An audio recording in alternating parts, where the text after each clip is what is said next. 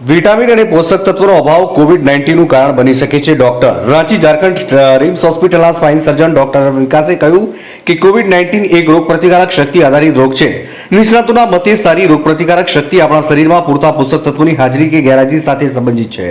Vitamin D અને C ની ઉણપ રોગપ્રતિકારક શક્તિ પર સૌથી વધુ અસર કરે છે અને નબળી રોગપ્રતિકારક શક્તિ કોવિડ-19નું જોખમ વધારે છે.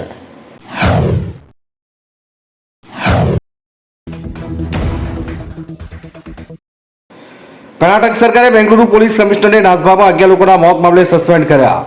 બુધવારે થયેલી ભાગદોડમાં 11 લોકોના મોત બાદ કર્ણાટક સરકારે Bengaluru police commissioner B Dayanand અને અન્ય ઉચ્ચ અધિકારીઓને સસ્પેન્ડ કર્યા છે. આરસીબીના આઈપીએલ ટાઇટલ વિજય ઉજવણી દરમિયાન થયેલી ભાગદોડની તપાસ માટે એક તપાસ પેનલની પણ રચના કરાઈ છે. સીએમ સિદ્ધારમૈયાએ પોલીસને royal challengers Bangalore, RCB and DNA event management agency, Karnataka state cricket એસોસિએશનના પ્રતિનિધિની ધરપકડ કરવાનો નિર્દેશ આપ્યો છે.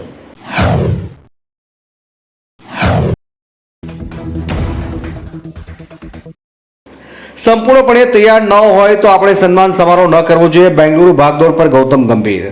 બેંગલુરુમાં થયેલી દુઃખદ ભાગદોડ પર ભારતીય ટીમના મુખ્ય કોચ ગૌતમ ગંભીરે કહ્યું કે જો આપણે રોડ શો માટે સંપૂર્ણ તૈયાર ન હોય તો આપણે આ સન્માન સમારોહ ન કરવો જોઈએ. વધુમાં કહ્યું કે હું ક્યારેય રોડ શોના સમર્થક રહ્યો નથી.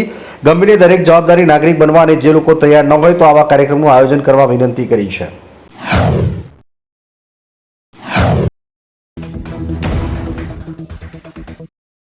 દિલ્હી વકફ બોર્ડે ગુરુદ્વારા પર દાવો કર્યો. સુપ્રીમ કોર્ટે ફગાવી દીધી અરજી. સુપ્રીમ કોર્ટે દિલ્હી વકફ બોર્ડની એક અરજીને ફગાવી દીધી છે, જેમાં તેમણે શાહદરમાં સ્વતંત્રતા પહેલા ગુરુદ્વારાને વકફ મિલકત તરીકે દાવો કરાયો. કોર્ટે કહ્યું કે રેકોર્ડ્સ કહે છે કે ભાગલાના સમયથી ત્યાં એક ગુરુદ્વારા છે, ત્યાંથી એક ધાર્મિક સ્થળ છે, તેનાથી તમારે જાતે તમારો દાવો છોડી દેવો જોઈતો હતો. સુપ્રીમ કોર્ટે દિલ્હી હાઈકોર્ટના 2010ના નિર્ણયને માન્ય રાખ્યો છે.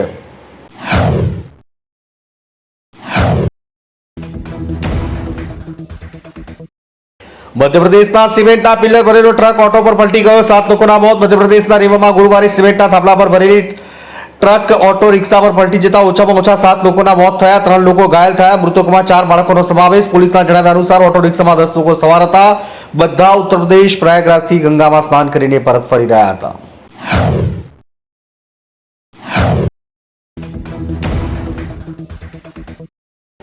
કાશ્મીરની પહેલી 2 વંદે ભારત ટ્રેનોનું બુકિંગ થયું શરૂ. કાશ્મીરની પહેલી 2 વંદે ભારત ટ્રેનો માટે બુકિંગ શરૂ થઈ ગયું છે. એક ટ્રેન શ્રીનગરથી કટરા રેલવે સ્ટેશનથી સવારે 8 વાગે અને બીજી બપોરે 2 વાગ્યાને 55 મિનિટે ઉપડશે. બંને ટ્રેનોની વચ્ચે ફક્ત બનિહાલ ખાતે રોકાશે અને કટરાથી શ્રીનગર સુધીની એસી ચેરકારનું ભાડું 660, 715, એક્ઝિક્યુટિવ ચેરકારનું ભાડું 1270 થી 1320 રહેશે.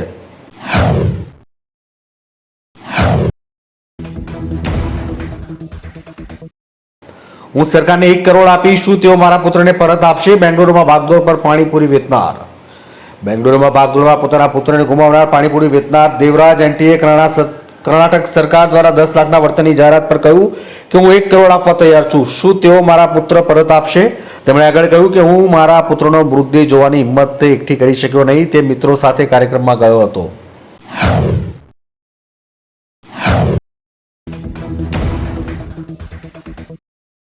લોકોના ખર્ચ અને દેવા પર બોલ્યા રાહુલ ગાંધીએ કહ્યું દરેક સામાન્ય ભારતીય આર્થિક દબાણ હેઠળ પીસાઈ રહ્યો છે. કોંગ્રેસના સાંસદ રાહુલ ગાંધીએ કહ્યું કે છેલ્લા 1 વર્ષમાં 2 વ્હીલરના વેચાણમાં 17%, કારના વેચાણમાં 8.6%, મોબાઈલના વેચાણમાં 7%નો ઘટાડો થયો. તેણે આગળ કહ્યું કે બીજી બાજુ ખર્ચ અને દેવા સતત વધી રહ્યા છે. ઘરનું ભાડું, ઘરેલું મોંઘવારી, શિક્ષણ ખર્ચ, લગભગ બધું મોંઘું થઈ રહ્યું છે. દરેક સામાન્ય ભારતીય આર્થિક દબાણ હેઠળ પીસાઈ રહ્યો છે.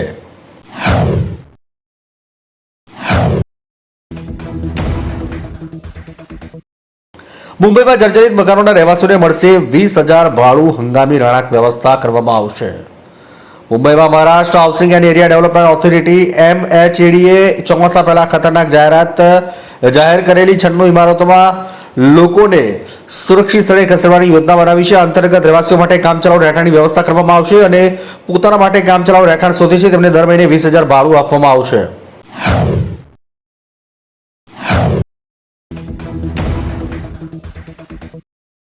બેંગ્લુરુમાં ભાગદોડ મામલે આરસીબી અને કર્ણાટક ક્રિકેટ સમિતિ સહિત 3 સામે એફઆઈઆર નોંધાઈ. બેંગ્લુરુના ચિનાસ્વામી ક્રિકેટ સ્ટેડિયમની બહાર થયેલી ભાગદોડ મામલે પોલીસે royal challengers Bangalore, RCB, DNA ઇન્ટરનેટમાં event management company, Karnataka state cricket એસોસિએશનની વહીવટી સમિતિ અન્ય લોકો સામે એફઆઈઆર નોંધી છે. એફઆઈઆરમાં ગુનાહિત બેદરકારીનો આરોપ છે, જેના કારણે ભાગદોડ થઈ. પોલીસના જણાવ્યા અનુસાર ટિકિટ વિતરણ અથવા કાર્યક્રમ દરમિયાન સુરક્ષા વ્યવસ્થામાં ગંભીર ખામીઓ હતી.